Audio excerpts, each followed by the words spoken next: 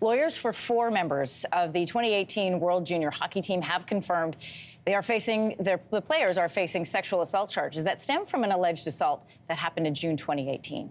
So sources have confirmed to TSN Michael McLeod and Cal Foote of the New Jersey Devils, Carter Hart of the Philadelphia Flyers, and Dylan Dubé of the Calgary Flames are all expected to surrender to police before Monday. That's when London police say they are going to update the public on the charges.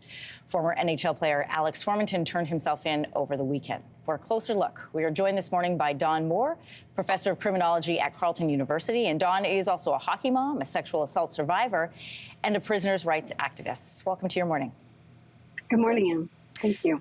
Let's go back a little bit. London police asked the 5 men to turn themselves in ahead of the press conference that they are giving on Monday, noting that as of right now, only Formenton is the one who has turned himself into police. 2 questions here. Why would police not just go and arrest them? And what will happen once these men arrive at the station?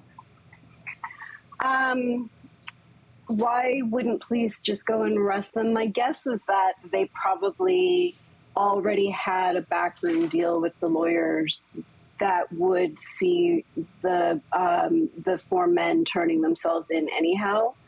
And so it was probably a test of goodwill to see if they actually would follow through with what they said they were going to do. And it's a good strategic move on the players' part because it does show that they're willing to cooperate with the investigation. And that's generally seen as a tactic that will buy goodwill with the judge as well. What's going to happen now, given that they are 5 white, middle-class young men with high-profile careers, very unlikely that they will be held in detention. They'll probably be bailed out today and released on their own recognizance with certain conditions until such time as they begin the preliminary proceedings or they even decide to go forward with a trial, which is not a guarantee right now.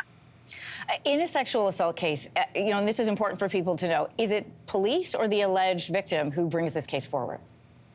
A victim has to make a complaint, but only police can lay charges. So police always have the discretion as to whether or not they're going to lay charges in a sexual assault case. And we know in this case, originally it was closed, it was then reopened, and now we're looking at 5 men being charged. You've talked about how the justice system is not equipped to deal with sexual assault survivors. Why is that? Because our justice system is a system that is based on findings of guilt or innocence. And sexual assault cases really aren't about guilt or innocence. They're about consent. The core question is whether or not consent was given. And consent is an almost impossible thing to prove. We don't document consent typically in sexual encounters. And so it becomes a he said, she said. And that means that the amount of evidence that would be required to actually prove guilt is so high that securing a conviction in a sexual assault, particularly that follows this sort of scenario, is almost impossible. There are 5 men being charged in this case. What's the likelihood of them being tried as a group or individually? We could potentially be looking at 5 separate cases. We could be looking at 5 separate cases. The courts don't tend to look particularly favorably on accused who each want their own trial. So it's likely they'll be divided up into subgroups, and those subgroups will be decided probably based on the kind of defense that they want to launch and whether or not they're going to enter guilty pleas. I know some have already said that they are entering pleas of not guilty, so they will certainly be tried separately if others elect to go a plea bargaining route. The alleged victim in this assault, we only know has the initials EM. If this does go to 5 separate cases, what does that mean for the victim in this case?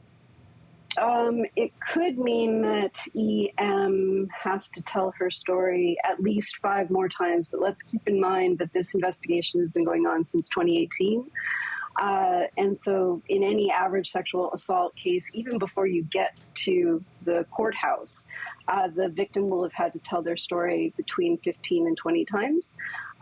So this will just be more recounting, which we know from years of research now is also more trauma for the victim, because not all victims, but for most victims, having to tell your story of traumatization over and over again means that you're reliving that trauma and over again.